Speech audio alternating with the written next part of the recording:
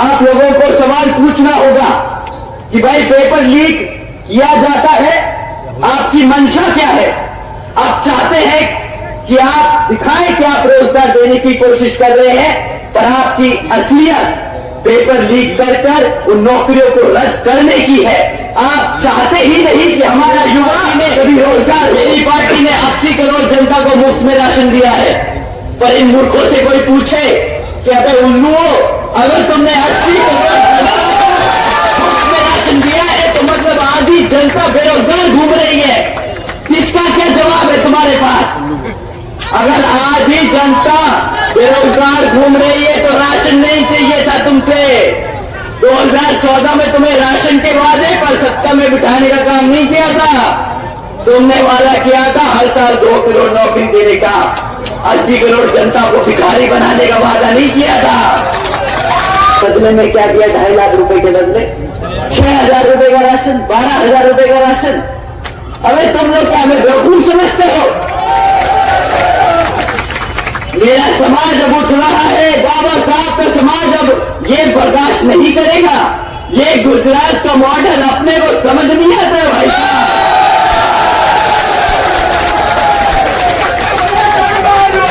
12,000 के बदले 2.5 लाख का चूना तुम गुजरात में लगाना, ये यूपी की जनता अपना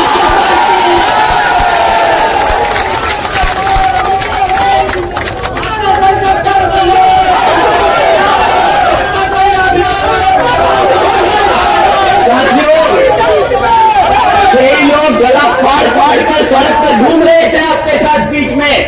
महंगाई महंगाई महंगाई, किस बात की महंगाई? तब इन्होंने गला फाड़ के बोला था 50 रुपए का पेट्रोल बहुत महंगा है, हमारा गरीब आदमी कैसे पेट्रोल इस्तेमाल करेगा? गैस सिलेंडर 400 रुपया का है, कैसे इस्तेमाल करेगा? कैसे रोटी पकाएगा? आज इनसे कोई पेट्रोल और गैस सिलेंडर पे बात कर पाता? आप ही बता दो, पेट्रोल का दाम 2014 में क्या था? 65 रुपए, 50, 60, 65, आज क्या दाम है? 100 रुपए से पार है ना पेट्रोल। ये पेट्रोल पता है क्यों नहीं बात करते? ये पेट्रोल की बात पता है क्यों नहीं करते? क्योंकि वही पेट्रोल फूंक के आपके बीच में आना पड़ता है इनको। तो अगर आपने सवाल कर लिया तो इनका हिसाब किताब भी खुल जाएगा। जैसे आप लोगों की सहमति है तो मैं अपनी बात आप लोगों। साथियों, जैसा कि आप जानते हैं, विरोधी दल चुनावी दौर में नहीं बल्कि हर एक वक्त हमारे मूवमेंट, हमारी बहुजन समाज पार्टी को गुमराह करने के लिए, उसको तबाह करने के लिए हमारे कार्यकर्ता, हमारे युवा साथी, हमारे सभी समर्थकों को गुमराह करने के लिए साम दाम दंड भेद का इस्तेमाल करते रहते हैं। इसमें से सबसे एक बहुत जरूरी चीज मैं आप लोगों के बीच में आज रखना चाहूंगा। साथियों, दुश्मन कभी भी सामने से आके वार रखता, हमारे लोगों के बीच में ये बहरूपिये भेजते हैं और हमारे समाज के लोगों को अंदर से तोड़ने की कोशिश करते हैं। ये लोग किस रूप में आते हैं, आप लोगों ने कैसे पहचानेंगे, मैं आपको बताना चाहूंगा। हमारे युवा साथियों को स्पेशली आप लोग ध्यान से सुनिएगा।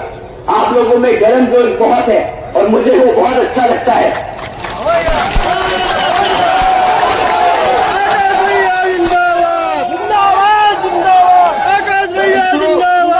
मैं अपने युवा साथियों को बताना चाहूंगा कि भाइयों बहनों, आप सब बाबा साहब के बच्चे हैं। वो दिमाग से काम लेते थे, गर्मजोशी से नहीं। वो दिमाग से आगे अपना मूवमेंट को बढ़ाते रहे, अपने समाज को तरक्की देने के लिए करते रहे काम। तो साथियों, ये आपको अब दिमाग से सोचना होगा, दिल से नहीं। आपके बीच में जो बहरूपी हैं वो किस तरह आप लोगों को गुमराह करने का काम करते हैं। साथियों, वो बहरूपिये नीला पटका पहन के आएंगे। वो साथियों बहुजनों की बात करेंगे। साथियों, वो आपसे बहन जी की भी बात करेंगे। वो बात करेंगे बाबा साहब की, वो आपके हकों की बात करेंगे। परंतु साथियों, जब बात वोट डालने की आए, जब बात आपके साथ संघर्षों में खड़े होने की आए, तब वो आपके नहीं, आपके अपने नेता की नहीं, विरोधी पार्टियों के नेताओं की बात करेंगे। बताएंगे किस तरह कांग्रेस, बीजेपी, उनके छोड़े हुए चमचा लोग, वो किस तरह उनके नेता हैं।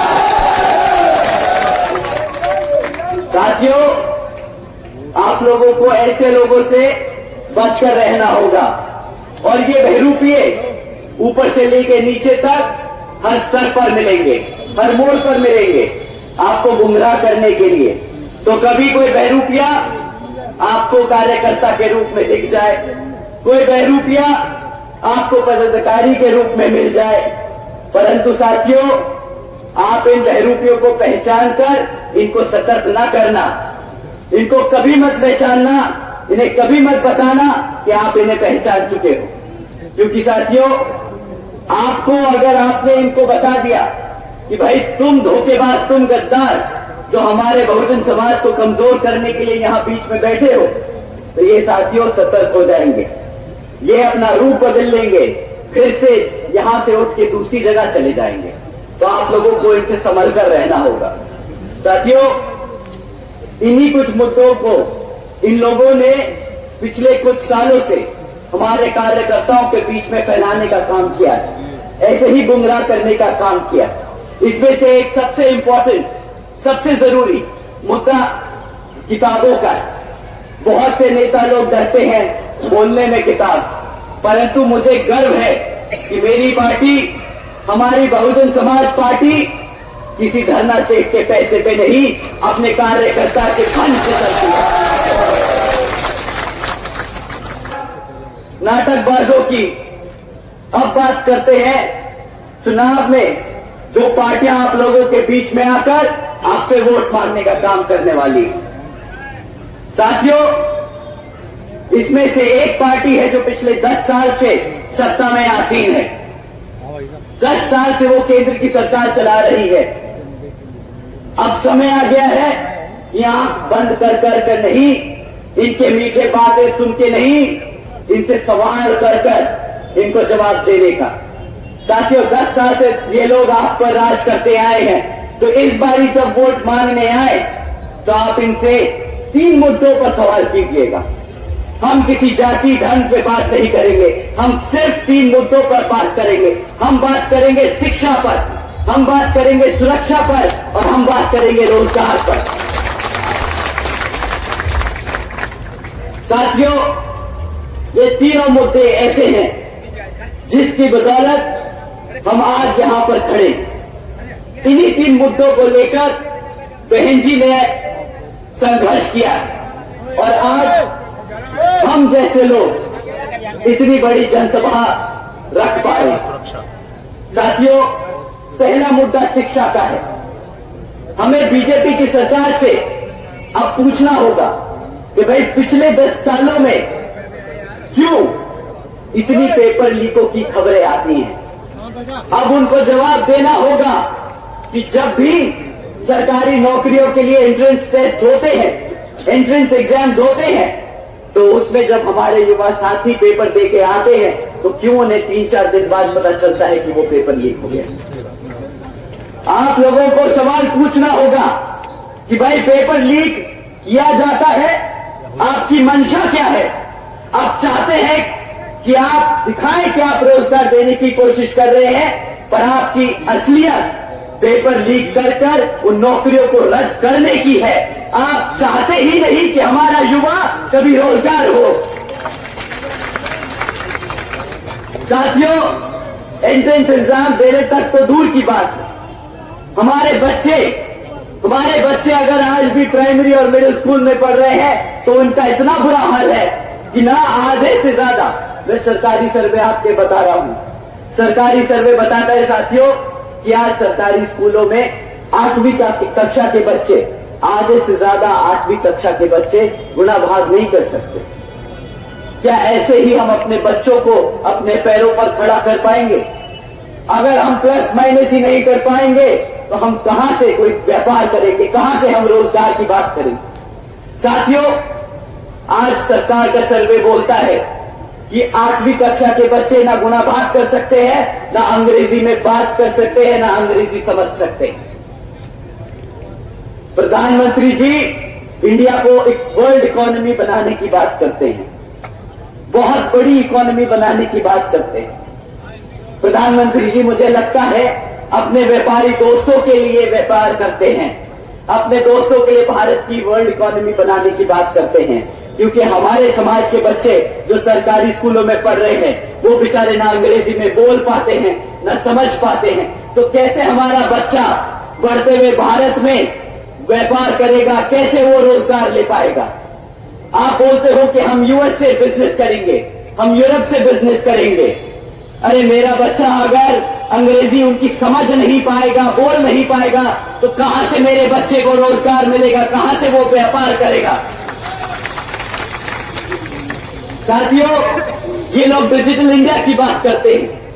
डिजिटल इंडिया के नाम पे जो मजाक किया है आपके सामने फैक्ट में रखता हूं। साथियों, सरकारी स्कूलों में 65% सरकारी स्कूलों में आज एक भी कंप्यूटर नहीं है। जब कंप्यूटर नहीं होगा तो बच्चे सीखेंगे कैसे? अगर सीखेंगे नहीं तो बनेगा कहां से डिजिटल इंडिया? कौन सा डिजिटल इंडिया की बात करते हो अगर हमारे बच्चों को कंप्यूटर चलाना नहीं आएगा? साथियों, जिन बच्चे कुछ सरकारी स्कूलों में अगर टूटा फूटा एक अगर कंप्यूटर पड़ा भी होगा तो उसमें इंटरनेट कनेक्शन नहीं होगा। अगर इंटरनेट कनेक्शन नहीं है तो बच्चा कहां से दुनियादारी के बारे में समझेगा? कहां से उसे पता चलेगा कि अमेरिका में क्या हो रहा है, जापान में क्या हो रहा है, चाइना में क्या हो रहा है? परंतु ये लोग सिर्फ मार्केटिंग करना चाहते हैं। डिजिटल इंडिया का बड़ा पोस्टर छापेंगे और पूरे भारत में घुमाएंगे, उस पे हजारों करोड़ रुपया खर्चेंगे, पर डिजिटल इंडिया की योजना के नाम पर 1 रुपया खर्चना नहीं पसंद करेंगे।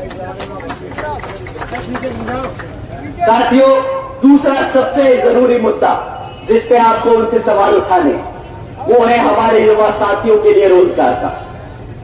रोजगार के नाम पर पिछले 10 सालों में आज एक फैक्ट सामने आता है। भाई, पिछले 10 सालों के इनके काम के बाद आज हमारे यहां 3 में से 1 ग्रेजुएट युवा बेरोजगार घूम रहा है। अब अगर 3 में से 1 ग्रेजुएट बेरोजगार घूम रहा है तो मतलब 2/3 भारत के युवा साथी बेरोजगार हैं। रही बात जो लोग पढ़ लिख चुके हैं, अगर बाय चांस गलती से ये जो करप्शन बड़ी बखूबी से करते हैं, अगर गलती से नौकरी का पर्चा निकाल दे तो वहां पे क्या भीड़ भाड़ मचती है, क्या मारामारी होती है। ये एक न्यूज क्लिपिंग सुन के, न्यूज क्लिप की हेडलाइन सुन के बताता हूं। साथियों, एक न्यूज क्लिप थी जिसमें का हेडलाइन 90,000 से ज्यादा पीएचडी स्कॉलर्स, इंजीनियर्स और ग्रेजुएट्स क्लास 4 की नौकरी के लिए अप्लाई कर रहे हैं। बताओ, 90,000 से ज्यादा इतने पढ़े लिखे बच्चे एक क्लास 4 की नौकरी के लिए अप्लाई कर रहे हैं। क्लास 4 की नौकरी की क्वालिफिकेशन 5वीं पास है। 5वीं क्लास के क्वालिफिकेशन पे हमारे पीएचडी स्कॉलर्स को अप्लाई करना पड़ रहा है। इतनी मारामारी है साथियों। पर ये लोग बहुत गर्व से बोलते हैं कि कैसे इन्होंने रोजगार को रोक के लोगों को पेट भरने का काम किया, लोगों को पेट भरने का काम किया।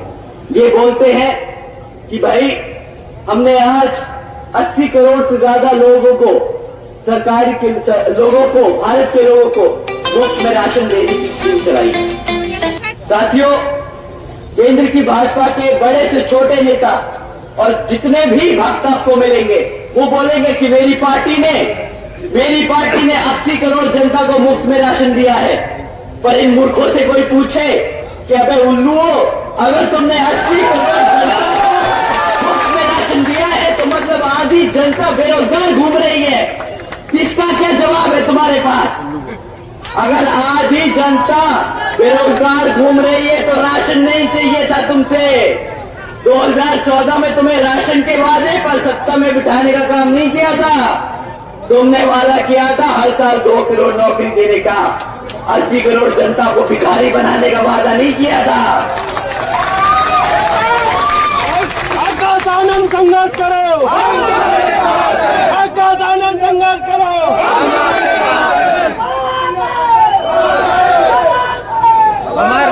हमारे बुजुर्ग यहाँ बैठे हैं, मैं आपसे पूछता हूँ सर, जब भाजपा सत्ता में आई थी 2014 में, तो उन्होंने भरोसा दिलाया था कि आपके बच्चों को रोजगार देंगे। बदले में आपको आज क्या देते हैं? 2-2,5-1,000 रुपया महीना राशन देने की बात करते हैं। अब आप बताइए, 1,000 रुपए का राशन लेने के लिए आपने वोट डाला था। मैं युवा साथियों से भी पूछता हूं, भाई तुम बताओ, तुम अपनी मेहनत करके पढ़ लिख के किसी तरह निकल जाते हो तो रोजगार के लिए बात करते हो ना। किस लिए चाहिए तुम्हें रोजगार? किस लिए चाहिए रोजगार? अपने माँ बाप ने, आपके अपने माँ बापों ने जो जिंदगी भर संघर्ष किया, अपना मुंह अपना खुद का निवाला ना रखकर आप लोगों का पेट भरा, तो ताकि आप लोग पलट कर उनके लिए सहारा बन सको, इसलिए आप रोजगार ढूंढते हो ना। आप लोग अपने पैरों पर खड़े होकर अपने माँ बापों का सर फख्र से ऊपर कर समाज में घूमने के लिए आप रोज बाहर निकलते हो ताकि आपको रोजगार मिल जाए, आपकी नौकरी लग जाए, इसलिए तो आप मेहनत करते हो ना। पर साथियों एक बात बताओ, अगर कोई आपको नेता आके बोले रोजगार तो नहीं है, ये ले 1,000 रुपया अपना राशन ले और घर जाके बैठ जा, क्या आपको बर्दाश्त है? वो 1,000 रुपए का राशन बर्दाश्त है? अब ये सुनिए, 1,000 रुपए का राशन देके एहसान जताने की बात करते हैं कि देखिए हमने आपको 1,000 रुपए का राशन दिया।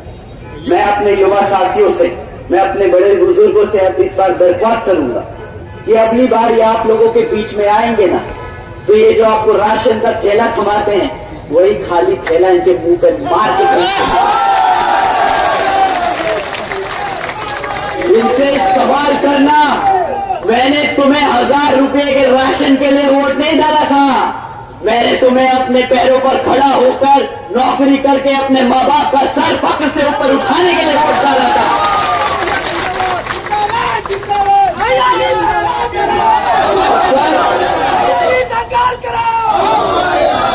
और मैं अपने युवा साथियों से दूसरा सवाल करने को पूछूंगा। आप साथियों पूछिएगा इनसे कि तुमने 1,000 रुपए के हिसाब से हमें 6,000 रुपए का राशन दे दिया, मान लिया, परंतु अगर मुझे क्लास 4 की नौकरी भी मिलती तो 15 से 20,000 रुपए महीना कमाता, साल का कम से कम 2 से 2.5 लाख रुपया कमाता। तुमने मुझे बदले में क्या दिया? 2.5 लाख रुपए के बदले 6,000 रुपए का राशन, 12,000 रुपए का राशन। अबे तुम लोग क्या हमें बेवकूफ समझते हो? मेरा समाज अब उठ रहा है, बाबा साहब का समाज अब ये बर्दाश्त नहीं करेगा। ये गुजरात का मॉडल अपने को समझ नहीं आता भाई साहब।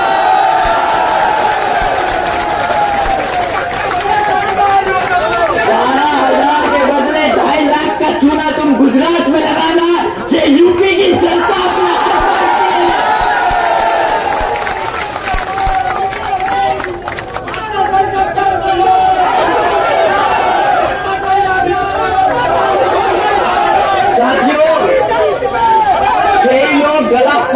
कर सड़क पर घूम रहे थे आपके साथ बीच में। महंगाई महंगाई महंगाई, किस बात की महंगाई? तब इन्होंने गला फाड़ के बोला था 50 रुपए का पेट्रोल बहुत महंगा है, हमारा गरीब आदमी कैसे पेट्रोल इस्तेमाल करेगा? गैस सिलेंडर 400 रुपया का है, कैसे इस्तेमाल करेगा? कैसे रोटी पकाएगा? आज इनसे कोई पेट्रोल और गैस सिलेंडर पे बात कर पाता? आप ही बता दो, पेट्रोल का दाम 2014 में क्या था? 65 रुपए, 50, 60, 65, बस। आज क्या दाम है? 100 रुपए से पार है ना पेट्रोल। ये पेट्रोल पता है क्यों नहीं बात करते? ये पेट्रोल की बात पता है क्यों नहीं करते? क्योंकि वही पेट्रोल फूंक के आपके बीच में आना पड़ता है इनको। तो अगर आपने सवाल कर लिया तो इनका हिसाब हिसाब किताब भी खुल जाएगा। गैस की बात नहीं करते अब ये आपसे, अब तो बोलते हैं फ्री राशन ही ले लो, गैस सिलेंडर की क्या जरूरत। साथियों, अब इन्हें 1100 रुपए का गैस सिलेंडर महंगा नहीं लग रहा है। ये जो बेवकूफ बनाने वाला काम करते हैं ना, ये जो सफेद व्हाइट वॉशिंग का काम करते हैं, ये लो फ्री में राशन, ये लो डिजिटल इंडिया, ये लो मेक इन इंडिया। भाई साहब, हमें बताओ हमारा रोजगार कहाँ है? हमें कुछ नहीं चाहिए, हम अपने पैरों पर खुद खड़े हो सकते हैं, हम मेहनत करना जानते हैं, हमें मुफ्त में राशन की जरूरत नहीं है। ये एहसान भी जताते हैं, ये पेट्रोल फूंक के आपके बीच में आएंगे, फिर एहसान जताएंगे कि देखिए हमारे प्रधानमंत्री जी ने 100 रुपए के पेट्रोल को अब 99 रुपए कर दिया है। ये नहीं बताएंगे 60 रुपए का पेट्रोल 100 रुपए कर दिया था। साथियों, ये रही बात रोजगार, शिक्षा और महंगाई की। अब बात करते हैं सुरक्षा की। हमारे युवा साथी तो लड़ सकते, पर हमारे बूढ़े माँ बापों की सुरक्षा के लिए हमने किसको वोट डाला? हम अपनी सरकार पे ही भरोसा कर सकते हैं कि वो हमारे माँ बापों की, हमारे बड़ों की सुरक्षा करेंगे। परंतु यहाँ के मुख्यमंत्री जी बड़े गर्व से चुपचाप ऑर्डर पास करते हैं रात को 8 बजे कि भाई कल से लड़कियां शाम को 8 बजे के बाद प्राइवेट इंस्टीट्यूट्स में ट्यूशन बाहर नहीं ले सकती। क्यों? क्योंकि बेचारे हमारे मुख्यमंत्री जी इसकी गारंटी नहीं ले सकती कि भाई हमारी बेटियों को सुरक्षा दे सके, परंतु चौड़ के बहुत अच्छे से घर से घूम के बोलते हैं कि आज उत्तर प्रदेश में बच्चा बच्चा सुरक्षित है। अरे भैया, भूखा मार दिया, सुरक्षित बचा कहां से वो? दूसरी चीज जिस पे वो बहुत गर्व करते हैं कि हमारी सरकार बुलडोजर की सरकार है। भाई, कौन सी बुलडोजर की सरकार है आपकी? हमारे गरीबों की छत उखाड़ने की काम किया आपके बुलडोजरों ने। तो इस बात पे कोई गर्व करता है क्या? कोई मूर्खी नेता आके मंच पे बोलेगा मैंने तेरा घर उजाड़ दिया, मैं हूं बुलडोजर की सरकार? बताइए, ये कोई गर्व होने की बात है क्या? साथियों, इनको याद दिलाने का समय आ गया है कि बुलडोजर अपने अवाम की जनता पे, अपनी जनता के घर उजाड़ने के लिए नहीं, गुंडे माफियाओं के वैध धंधों पर तोड़ने के लिए इस्तेमाल किए जाते हैं, जैसे बहन कुमारी मायावती जी ने किया था अपने शासनकाल में। साथियों, उसके बाद ये समय समय पर योजनाएं निकालते रहते हैं आपका ध्यान भटकाने के लिए। कभी फलाना योजना, कभी ढिमकाना योजना, और जब ये योजनाओं के नाम थक जाते निकालते निकालते तो उस पर 2.0 निकाल देते हैं, जैसे बड़े मियाँ छोटे मियाँ 2.0 है। इन्होंने तो सारा रोजगार को, योजनाओं को मूवी के टाइटल बना रखा है। इनसे बोलिए कि भाई मुफ्त में इंटरनेट जो आपने प्राइवेट सेक्टर के द्वारा दिलवाने का काम कर रहे हैं ना, इससे हमारा पेट नहीं भर रहा। इन योजनाओं से कोई फायदा नहीं हो रहा है। इन योजनाओं से हमारा समाज समझदार है। ये सब जो नाटक कर लिया है ना, अब बस समय हो गया है। अब समय हो गया है जवाब देने का। बहुत कर ली, बहुत नाटकबाजी। अब हमें जरा बता दीजिए कि ये जो अग्निवीर योजना के तहत तुमने हमारे युवाओं के साथ बेइज्जती करने का, मजाक करने का काम किया है, तो उसका जवाब कहां है? 4 साल का रोजगार, 4 साल के रोजगार के लिए आपको 10 साल तक सत्ता में रखा क्या? बताइए साथियों। 2 करोड़ सालाना नौकरी देने का वादा किया था, दिया क्या 2 करोड़ नौकरी? साथियों, ये इनसे बड़ा देशद्रोही कोई नहीं। समझने की कोशिश कीजिएगा, इनसे बड़ा देशद्रोही नहीं। ये आपके बच्चों को पढ़ने नहीं देंगे। जब पढ़ेगा नहीं बच्चा तो कभी अपने इतिहास के बारे में नहीं जान पाएगा। जब इतिहास नहीं पता होगा तो जो सामने वाला आज बता रहा है वही मानेगा। आपको पढ़ने तो देगा नहीं, जब पढ़ोगे नहीं तो अपना इतिहास नहीं जानोगे, ना अपना रोजगार कभी ले पाओगे। ये क्या करेंगे? फिर से गुलाम बनाएंगे आपको। रिजर्वेशन खत्म करने का नया तरीका ढूंढा है इन्होंने। जब नौकरियां नहीं होगी तो रिजर्वेशन कहां से देंगे? देना ही नहीं पड़ेगा। ये दीमक की तरह काम कर रहे हैं हमारे समाज को खत्म करने के लिए। साथियों, ये बड़े बड़े पोस्टरों से चमकने की जरूरत नहीं है, हकीकत जमीन पे समझने की जरूरत है। साथियों, इनके बारे में अगर मैं और बोलता जाऊंगा तो लगता है अगला लोकसभा चुनाव आ जाएगा, पर इनकी विफलताएं नहीं खत्म होंगी। पर मैं दूसरी पार्टियों के बारे में भी आपको बताना चाहूंगा। दो तीन मुद्दे बस, ज्यादा नहीं, क्योंकि आप यहां बहन जी के बारे में सुनने आए हैं, इनके विफलताओं के बारे में नहीं।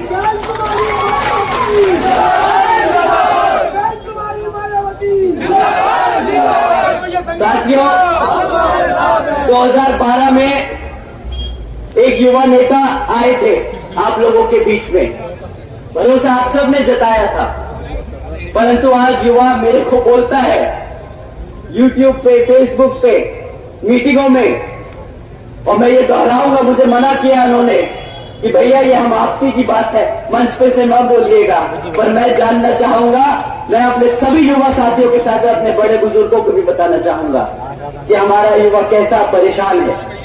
वो बोलता है हंसी मजाक में कि भैया लाल टोपी पे साइकिल पे बैठ कर आए थे, वो लाल टोपी खुद पहन के आए तो बस आखिर में टोपा हमें ही पहना गए भैया।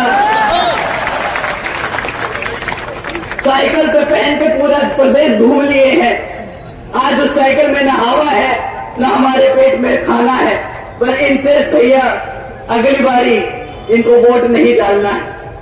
आप लोगों को समझना होगा साथियों, ये लोग वैसे गद्दार हैं। अभी आप लोगों के सामने ये सबूत रखता हूं, हमारे मुसलमान भाई बहन यहां मौजूद हैं। पिछली बारी उन्होंने भी भरोसा किया था इन पर, उन्होंने भी भरोसा किया था इन पर और एक तरफा वोट डाला था, भरोसा करके वोट डाला था।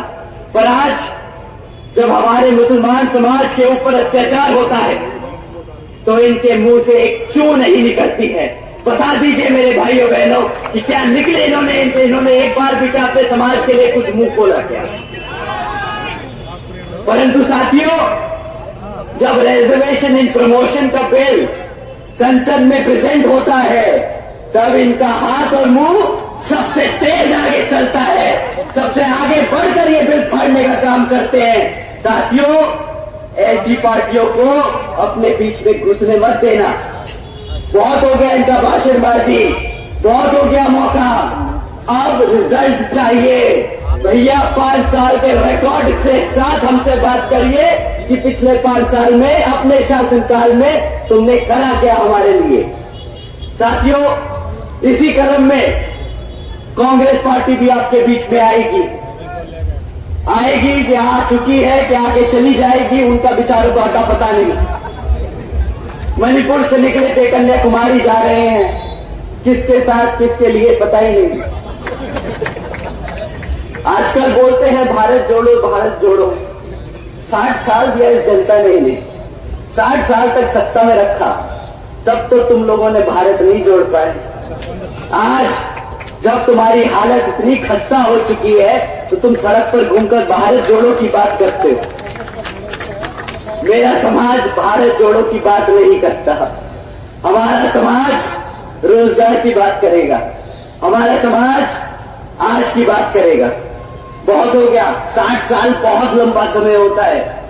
अगर 60 साल में तुम ना काम कर पाए तो आज आगे भी 5 साल में नहीं कर पाओगे। हमारे बड़े बुजुर्ग बहुत अच्छे से बता के गए हैं कि बेटा, एक बार गलती हो दूसरा मौका दे दो, 2 बार गलती हो तीसरा मौका दे दो, और अगर तीसरी बार भी गलती करे तो वो गलती नहीं बेटा, धोखा है, धोखा। अब इनसे धोखा मत खाना साथियों।